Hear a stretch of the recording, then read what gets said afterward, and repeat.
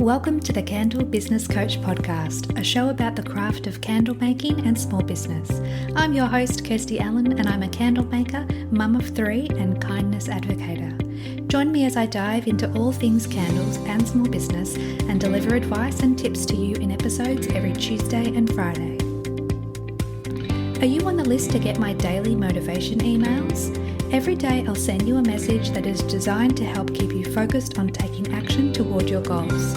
Sign up using the link in the show notes. This episode is brought to you by my free ebook, the Candle Business Marketing Kickstarter Kit. Inside this free ebook, you'll learn to identify your blocks of time to dedicate to your candle business. Plus, there are several tips and tricks for re-engaging past customers and attracting new customers into your business so you can grow your business and reach your goals. Check out the link in the show notes for your copy.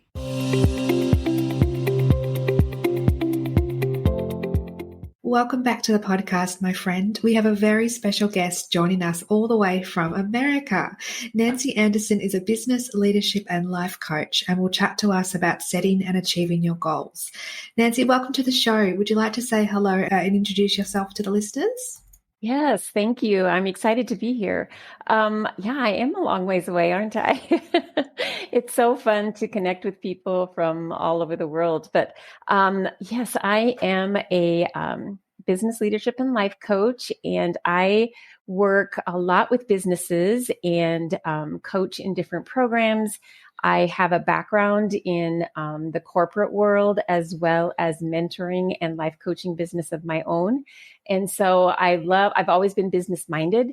And so the mix of kind of personal development and life coaching and then business building is just a real fun mix for me. How did you get started with coaching? Like, of all the different career paths to choose, why did you narrow down on this choice? Yeah, well, as I mentioned, I started out in the teaching world and teaching business at the high school and college level, and then moved into the corporate business world. And I'm kind of a jack of all trades over my career. I've been in financial services and banking, in the legal administration, in teaching and academic management. So I've had a lot of experience, and throughout that career path, I've always loved leadership training. I've conducted leadership training and professional development training and mentoring others. And so it was really a natural progression for me to, when I was just looking for something a little bit different. And I've always had an entrepreneurial spirit. And so when the opportunity came for me to really move into a life coaching situation and get certified as a professional life coach, that mixed with my business just seemed like a natural evolution for my career. What an incredible journey you've had, and so many pivots as well along the way. That's true. But that's what I love. I've always done that. I love learning new things and I love sharing new things. And so it's been a good journey for me. And it's so easy, well, we say easy, but it's easy to stay stagnant in one type of job or one type of career. But I feel like the listeners can resonate with your journey so much because it's about trying new things, trying new experiences, and living life to the fullest. Yes, absolutely. I am always been a proponent of just growth and that personal development, and always looking for not always necessarily completely new opportunities, but kind of the next opportunity to kind of grow myself or to go after a particular interest. I love that. So I know the listeners are very excited to learn a bit more about how to set goals and, more importantly, achieve them. So I guess we'll start with the basics. How do you define goal setting? Well, for me, goal setting is really just an intention. So as humans, we are naturally goal-setting individuals. Everything we do, whether it's conscious or subconscious, has to do with an outcome. Even getting up from the couch to go get, a drink of water. you have an outcome in mind when you do that. So there are so many things subconsciously that we do that could be referred to as goals. It's just going after a particular outcome. And so in this particular case, in this setting, it's being intentional about what it is we want and then putting a plan together to go after that. I love that. It really just breaks down what goals are for us and knowing that we can achieve them once we have that outcome in mind. Mm-hmm. Yes. How important is it to set goals during our lifetime, say when we're young and then as we grow? Yeah, I think that, of course, I think it's very important, but I haven't always been a formal goals setting person. I got a little bit, I've always referred to the vision and, what's your vision for your life? And then I got a little bit off track, went in the corporate world, in the corporate goal setting, because it just wasn't as meaningful to me as an individual. And so I do think it's important if we want focus and direction to where we're going. If we want to really focus our path, then goals, I think, are very important because they're checkpoints. They are what keep us on track for what we've intentionally decided ahead of time, what we want. Otherwise, if you don't, then you're just kind of randomly going from one thing to the next, and it may not be exactly what you're hoping for your life or your business. And then we look back when we're older and think, oh, we didn't achieve what we wanted to, but we didn't have a plan perhaps in place to get there. Right. What are the different categories of life we can set goals around? We know we can set goals around our business, but what else can we set goals around? Well, there's a lot of documentation and things out there for kind of the different life categories, whether it's financial or spiritual, physical, health. But really, goal setting is any area, big or small, that you want to intentionally think about doing something different. So really any area is lends itself to goal setting. I love that. And you said it so beautifully. What are the critical steps in setting goals? Well, one of the critical steps that I think, which I think is missing in a lot of goal setting practices, is taking time before you set the goal to really think about what it is that you want. So especially I think in business, we jump to a dollar amount, a revenue goal so quickly. And sometimes that revenue goal is just something that you've heard someone else say. Or, if you want a 100K business, I mean, you hear that. And so you think, oh, that's what I want. But maybe it's not really the goal for you. So what I really think is missing, and I emphasize in everything that I do, is pause before you actually identify a goal, before you name a goal, and go through just a little bit of a process of, okay, what is it that I really want based on my priorities, my values? What do I want for my life first? And then so for instance, in business, what do I want for my life first? What are my life values, my life priorities, my everyday things that I say are priority to me? And how can I build a business that supports that? Then what does that business goal look like? And how will I get there doing the things that I want to do, how I want to do them in alignment with kind of that foundation, if that makes sense. No, that makes perfect sense. And I feel that when you bring your values into planning how you want to achieve different goals, it almost changes the game completely, rather than sort of setting some arbitrary goal or arbitrary number and saying, look, I want to make this much money. You're actually thinking more internally and intrinsically about what do you want to achieve for your life and make the business mold around that, rather than trying to just chase something that may not necessarily be for you.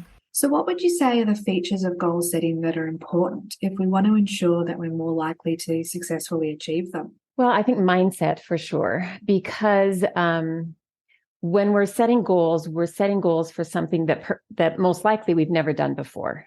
So we're going to have to do things that we've never done before. And so certainly mindset and kind of rewiring your brain to handle things that, overwhelm and confusion and fear and self-doubt and, all those things that come up when we try to do challenging things and new things. And so I think some of that is being prepared ahead of time a little bit, just knowing that there will be challenges and obstacles, knowing that there will be things that you'll try that won't work. And then what will you do? So it's kind of preparing for that ahead of time so that it's not, such a frustration and struggle at the time that that, okay, it's just my brain. I'm just, okay, I tried it. It didn't work. Now what? Now what? Now get into problem solving mode. So some of it is in goal setting, as in life, but certainly in goal setting and achieving goals is how are you going to handle the obstacles, the frustrations, the things that come up so you keep going. That's such a good way of looking at it, knowing that our mindset is often trying to keep us where we are in our comfort zone. But when we want to achieve our goals and try new things, we need to push our boundaries a little or a lot to make those goals happen. And if we work on our mindset in a personally development way, as well as professional development, that's what can break through those barriers and help us achieve those goals, as well as external sources as well. Yes, absolutely. I think, as soon as we set a goal, and I kind of talk about goals in different categories, there's just that kind of realistic goal. And then there's a little bit of a stretch goal. And then there's that really extraordinary goal, the one that's, kind of really out there. And as soon, it really doesn't matter which level, as soon as you set that goal, you get excited. And then a lot of times it turns right into maybe overwhelm or self-doubt or something like that. So if you know that's going to happen ahead of time, you're much more prepared to just say, oh, yep, there it is. I knew it was coming. Yeah. So now. Yeah. And just asking yourself, now what? Or what's the best thing that I can do from here? Rather than seeing that challenge as a permanent obstacle, knowing that you can work around it and it's just purely a temporary roadblock. Right. Getting into problem solving mode. I view it sometimes just as a challenge. In a workshop one time, I used the analogy of a puzzle. I don't know if you like to do puzzles or not, but, you dump it out of the box. Well, first of all, you have the picture. And so you have that vision, and then you dump it out of the box and you see all these pieces jumbled up and you're like, oh, what was I thinking? And then you just start putting it together piece by piece, right? So just knowing that it's new, of course, there are going to be things like that. And then just flip into problem solving mode as much as you can. I love that. What a perfect analogy, using the puzzle, because it's true. You have that vision, maybe not exactly what you're after, but you've got an idea of where you're headed. Mm-hmm. And then once you break down the steps, or before you do that, once you see what's ahead of you, it can be, as you say, overwhelming. And then when you break down the steps and just take it one step at a time, that's how we achieve our goals. Right.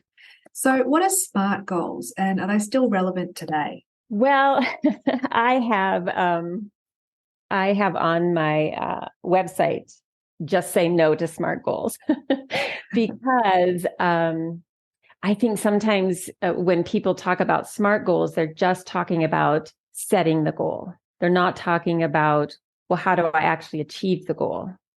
So, a SMART goal, specific, measurable, attainable, the whole metric thereof, that was actually created for the corporate world as a communication tool between the employee and the employer, so that they had clear expectations of what the employee was supposed to do. And then the employer would have guidelines for performance evaluations. Well, when you try to fit that into like today's entrepreneur, where every day is a roller coaster up and down, and, there are just different things to that, you've got to talk about the person doing the actions to create the goal. And so, when I talk about kind of just the thought reversal of the SMART goal to what I've kind of called the smarter goal process, which starts with just what we've kind of talked about already, that self-leadership. What do I want? Like leading myself. What do I want based on my values, priorities? What are my strengths? Then get into, okay, so what's a meaningful vision? What's the aligned goal? And then the tactical plan, like what you're developing and in your course, that's a lot of I'm sure the tactical plan of how to, and, all of your wealth of knowledge and things. So that's part of it, but then there's all of this around it. So it's not just identifying a specific measurable number or metric. It's about the people that it takes to do the actions required to get the goal. I love that. And almost it feels like SMART goals on their own are impersonal. It takes the person out of the equation when, as we said earlier, like we need to incorporate our values and who we are into what we want for our life and where we want to achieve where we want to focus our life on. Yes, absolutely. Impersonal is what I think of when I think of SMART goals.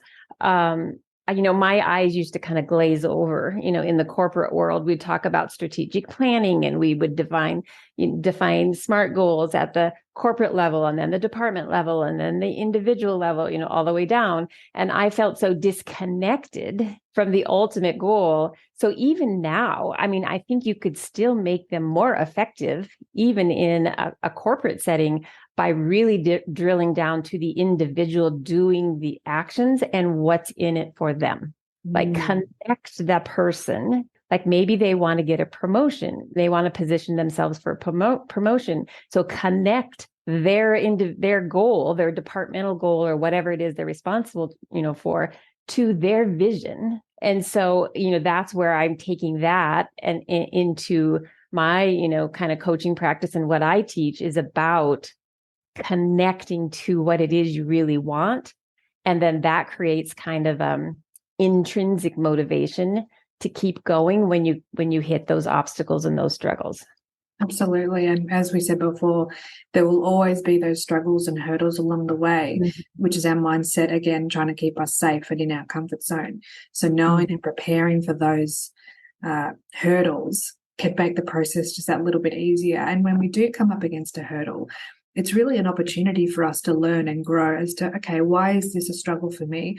Why am I feeling overwhelmed or anxious? How can I work through this? And what development do I need to do to smash past this boundary? Yes, I love that, asking questions of, okay, why is this a struggle for me? Why is this an obstacle for me? And trying to really, the key of taking the drama out of it. So like, what are the facts here? What are just the facts that are happening?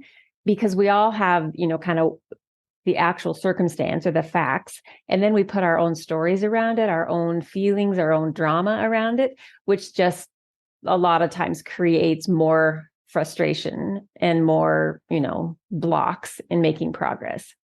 Yeah, absolutely. I love being objective and taking the emotion out of it in a way that you can then move past it. Mm-hmm. So what kind of goals are more likely to make us motivated to achieve them? Well, I think, just playing on what we've talked about, it has to be my goal and your goal has to be your goal. And not just picking the popular goal or what we think it should be. And when you really drill down into what it is you really want, sometimes that can reveal a different kind of goal or level of goal. Maybe it's a lifestyle goal versus a dollar amount, versus a revenue goal. And so to me, the motivation to keep going is, again, that connection, and that it's a goal that I have really uncovered and revealed that will get me what I really want. I love that. And then that's what keeps me, and I refer back to that vision. I reconnect to that initial vision to help me keep going and be motivated. That's such a nice way of looking at it. When you start your candle business, there are so many things to consider and research along the way, especially when it comes to choosing the right suppliers. Long Story Short provides all your design and printing needs, from your logo and branding to designing and printing your product labels. The quality is exceptional, the customer service is amazing, and prices are very reasonable. They're the only label company I recommend, so check out their website or send them an email today to get started. hello@longstoryshortdesign.com.au. How can we work through our mindset hurdles when they do come up? Yeah, I think it is back to asking those questions and really separating out kind of what's the facts, like what's really happening here. And just asking yourself, is that true? We a lot of times we're like, I just don't know how to do this. I don't know how to do something. Well, is that really true? Or you just aren't letting yourself open up to problem solving and figuring it out and asking for help, finding a mentor, finding new resources. So it is being curious with yourself and then asking for support, asking for other resources and knowledge. Decide, what are my knowledge gaps? What am I missing here? And then just really opening up and not believing everything that your brain is telling you. Yes, our brains are almost trying to work against us sometimes. That's true. Trying to keep us safe. That's all. That's true. So why do some people achieve their goals and other people don't? Well, I do think some people have a little bit more maybe of a pushing forward, no matter what. But I don't know that that's the answer to get to the finish line so much. So I think the people that achieve their goals and others don't is they are more intentional, perhaps more disciplined in their own integrity to do what they say they're going to do. Mm-hmm. So when I see it all the time where, okay, I've got this great idea. I put these plans into place. This is what I'm going to do. And then I don't do it. And so it's that integrity to yourself to do what that you say you're going to do. You do what you say you're going to do, what you plan to do, and you follow through. So I think some of it is the follow through, and then the ability to keep going.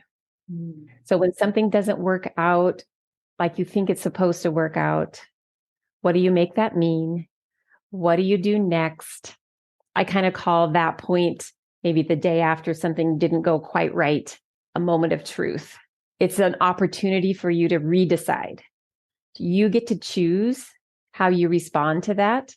And you get to choose, am I going to make it mean something more than it really does? Or am I going to learn from it? I mean, everything, every fail, we learn something from. So what can I learn from this? And then keep going. And I think once you kind of have that skill, that helps you to keep going to achieve goals too. Absolutely. And I feel like a lot of people perhaps are lacking in knowing that that's something that they need to work on, and being able to take a step back and observe where you're at, know that what you're experiencing is just a learned experience rather than a permanent roadblock, and working through that. But having that ability to step back and observe your thoughts takes practice, as well as knowing that you're worthy of achieving your goals, and any hurdles that you come up against are meant for you. They're meant for you to work through so that you can work through those knowledge gaps and become the best version of yourself as you achieve your goals. Yes, I love that. And another kind of a point along with that is taking self-responsibility too, in that, okay, we're not blaming external and other circumstances, other people, other situations, but how did I contribute to this? What can I do differently to change the outcome? So not to shame or blame, but to empower and say, okay, how can I do something different? What can I do differently? Something different than I did before, because now I have knowledge I didn't have before. Yes, that is such a good way of putting it. Why do you think it can take so long to reach our goals? Does it depend on the type of goal or what we're aiming for? Well, what's so long? What does that mean? Longer than we want. Longer than we want. Yes. It's always longer than we want, right? Well, I think that, again, there are unforeseen obstacles, right? That can take us off track. We might have in our mind a certain time frame that we want to reach a goal. And I teach that we try to anticipate as many obstacles as we can ahead of time and have a plan for that. But there will always be unforeseen things, that come up. So some of it is how we handle that. Some of it just happens and there's nothing we can do about it, whatever it might be. Other things, it's how do we handle any obstacles that come up? Do we allow ourselves to stay stuck, for a length of time, or do we make a decision and move on? So I've seen the more that you can take action, make a decision, learn from it, take action, make a decision, learn from it, keep going. You keep moving through the process a little bit faster than if you try something, it doesn't work. And now what? Now what do I do? I don't know what to do. You kind of default into that confused, overwhelmed, frustrated. And if you stay there, that can take time, right? That can take a lot more time. So I feel like planning, getting support and help and resources can help you move through a little bit faster on whatever it is, the goal that you're trying to achieve. That's so good. And I love how you phrase or how you put it, in that when we fall into that overwhelm and frustration and self-doubt, it becomes a lot harder to get back up to the point where we can take action, because we almost need to dig ourselves out of that hole that we've dug for ourselves to then be able to move forward again. So again, it comes back to having that personal development, working on your own mindset so that you can achieve your goal within the time frame that you've set for yourself. But really, you don't fail if you don't reach your goal by a certain time. We put these goalposts in place thinking that we need to achieve it by a certain time, and it can help motivate us having that deadline. But if it's a little bit after, it doesn't mean we've failed. It just means that we might have been assessing the goal or the size of the goal in a way that might not have been reasonable. And I like to think of it where sometimes I like to have that end goal. So maybe it's a yearly goal or an annual goal or a 6-month goal as written in pencil, not in ink. It's a target, but really where our more time commitment comes is when you break it down. You break it down and you back it up into weekly and daily. And that's where the time commitment comes in. Because the path that you've laid out, the path from here to, that 6-month or annual goal is your best guess at this point. And so you break it down, you put it on a timeline. Yes, you have daily commitments and times and what you're going to do, intentions for this week. But if you have to pivot a little bit, if you have to take a little bit longer path this way and that way, it doesn't mean anything about you or the value of the end goal if you don't hit it at that exact time that you initially set up. So I've seen too many people use that end goal date or time commitment against themselves. They beat themselves up because they didn't do something within a certain time. No, it just means you haven't done it yet. Keep going. I love that. Yeah, you haven't done it yet.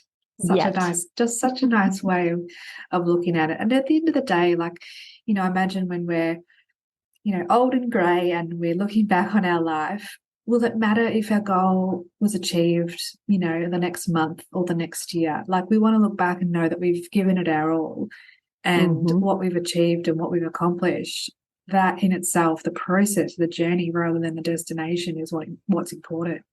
Yes. And I view goals really as a path, kind of like lights along the road or something, to make sure that you're going where you intend to go, and you'll get there. Just keep going. Well, that actually leads beautifully into my next question, which is, are all goals achievable? Well, what do you think? I think that if a person has really gone through the assessment of what's important to me, what are my values and my priorities, and then they define a goal, that it's absolutely achievable. If I just pick a goal and say, oh, I want to be an NBA basketball star, well, that's not going to happen. It has to be a goal that I really want, and that either I have the skills and abilities or I can acquire them. But then it's intention and commitment and discipline, and then just that motivation and that desire because it's something you really want. Yeah. And the motivation is coming from within you rather than from an external source. It's telling you this is what you should aim for during your life, which is where the real power it comes from. Yes. What advice would you give to someone who is struggling to make significant changes in their life? Well, first of all, I would say just pause and just become aware of what you're thinking. Become aware of your thoughts. How are you talking to yourself? How are you, how are you framing the changes that you want to make in your life and your inability to create those changes? So once we kind of become aware of our thoughts, because our thoughts are what create our feelings, which then drives our actions, which can create the change. But a lot of times we're not even aware of the way that we're kind of talking to ourselves, which then directs kind of our actions and how we want to make the change. So I would just say to pause and just start paying attention to kind of your thoughts, and then start with just something small, something simple, something doable that you can do consistently over time. And then once you start to kind of prove to yourself that you can do this, you can do things, you can make small changes, then that just builds, it just compounds. Mm-hmm. And then you build confidence and you build evidence, and then, you kind of get that momentum going. Such a beautiful way of approaching our challenges is to take that breath and to pause and reflect rather than rushing off into something else that we feel that will solve the problem for us. It's really checking in with yourself and making sure that what you're doing or about to do is the right decision for you. Right. I have kind of just a brief little, I just call it be still, which just means just what you said, pause, take a breath, just close off distractions, and just kind of ask yourself the important questions. It's like, okay, well, why do I want to make this change? Why do I want to make this significant change? Why do I think I haven't been able to yet? And then flip it to, what could I do? What can I do? What do I know I can do today that would get me one step closer? And so just bring the lens in a little bit closer and just say, what can I do today that's one step closer? And then I can build on that tomorrow. I think sometimes it's helpful. Yeah, absolutely. And it's about, as we said before, empowering yourself to then build momentum to then achieve the goals that you want to achieve in your lifetime. Mm-hmm. So how do you help your clients set and achieve meaningful goals? Well, we do, again, that pre-work, that vision work ahead of time, where I really encourage them to do some self-reflection, some assessment on their values, priorities, what things do they enjoy doing, what do they see are their strengths, what have they told, other people have said are their strengths.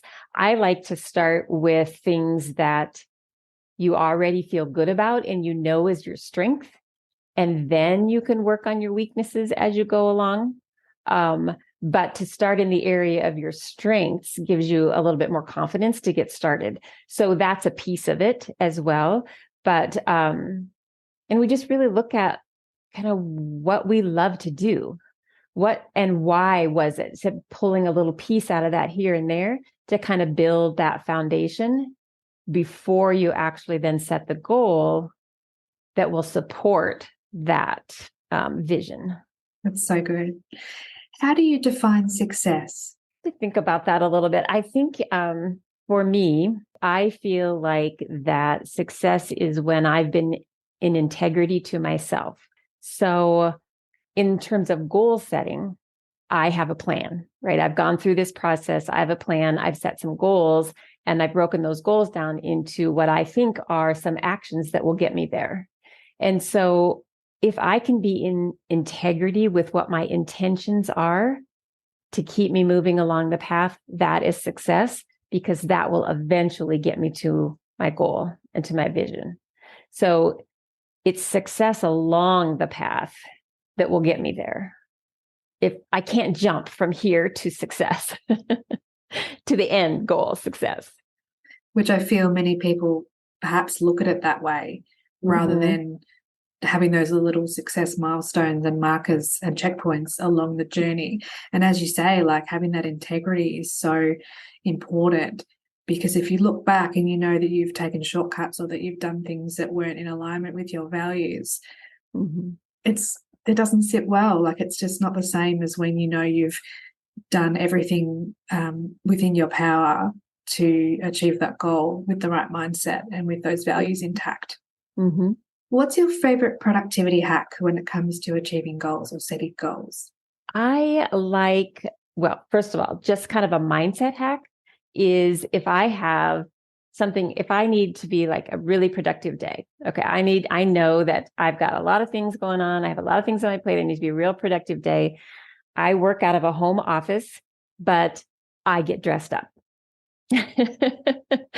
I get ready to go as if I was going into the office, as if I were going out in public. And that just helps me to sit up a little bit straighter, to pay attention a little bit more, to be more focused. You know, it's just a little bit of a mindset hack that puts me in a position and in a thought mindset of, I'm going to get work done today. I'm going to get things done.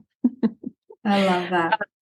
Yeah. So other than that, some of the, well, maybe like tools or different things that I would use would be that, I mean, I have to have calendar or phone or paper calendar and reminders and things like that. For me, that keeps me on task because I plan and I plan ahead of time. And then I put some structure to it with some flexibility, of course, because life, you know. Yes. But a plan that for sure is so that you're not just reacting as things come, you know, at you, that you have a plan and that you have these things that you want to really focus on today. And that's where we go. And that is probably one of the most productive, you know, ways of doing things, I think, for me. I love that. So good. And it's important, as you say, like to have a calendar or whether it's phone or paper and have that plan in place so that when you do get sidetracked, and we do have those reactive moments every day, to know that you can come back to the plan and then you can stay on track to get the daily, weekly, monthly tasks done so that you're still on track to achieving your goals. Yeah. So we've come to my favorite part of the podcast where I ask my guests 3 questions. So question number 1, what is your favorite candle fragrance? No question. My favorite candle fragrance has to do with a vanilla cinnamon kind of blend. Beautiful. And I'm sure that comes from growing up in a household where my mother always was baking, and, you know, the cinnamon rolls and the cookies and all the things were just, you know, it was just a comforting. I love that. Number 2, what do you love about candles? I do think, and because, you know, the aroma brings up a memory for me, I think it is that it's comforting. You know, not only visually and I mean, both visually and through, you know, aroma, it just is peaceful and comforting. And I love that. I love candles. So good. Yes, well, so do I, and so do the listeners. Yeah, we need more candles in the world. We do. And question number 3, what is one piece of advice for candle makers during their journey that you'd like to give? Well, I think for any business, and I would think candle makers would be no exception, would be to I would think that mentor would be invaluable. So someone who has gone before you. Not that we have to do things the way that other people do them, but there's always lessons learned. There's always best practices, some things that can maybe shortcut your journey, and your experience and knowledge, because we all have knowledge gaps. And so to kind of identify what that is and to fill those in, I think that the support of that, and then, of course, mindset support, but then just go for it. I love when other people have businesses or ideas and things, and they just, are excited about it, and, just go for it. So manage your mind, get some resources and help on, all of the things, the knowledge, the technical piece, the mentoring, and have fun. Yes, I love that. That's so amazing. Nancy, this has been one of the most incredible conversations, and I know that the listeners will benefit so much from your wisdom. Do you have any resources that you'd like to share? I can leave links in the show notes as well. Sure.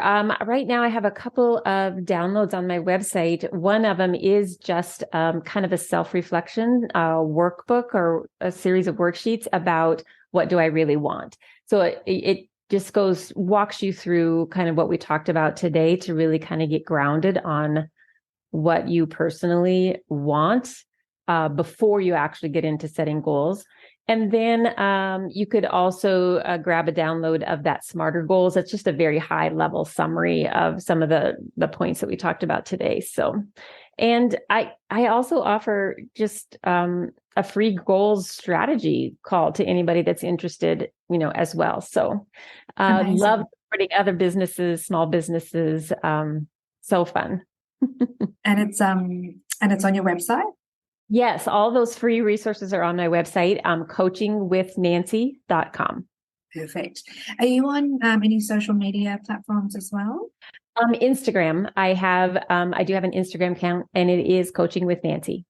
Lovely. So I'll leave links to all of that in the show notes. Amazing. Thank you so much for being a part of the podcast today. I've absolutely enjoyed our chat, and I just know that the listeners will benefit so much from us talking today. So thank you so much, Nancy. Thank you. It's been a pleasure. It's so fun to talk with other entrepreneurs and help any way that we can help each other. Thank you. It's been really great. Thanks everyone for listening today. I hope this episode added value to your candle making journey. Check out the show notes for all the links mentioned throughout today's show, and please subscribe to the podcast so you don't miss any future episodes. Thanks again for listening. Have a beautiful day.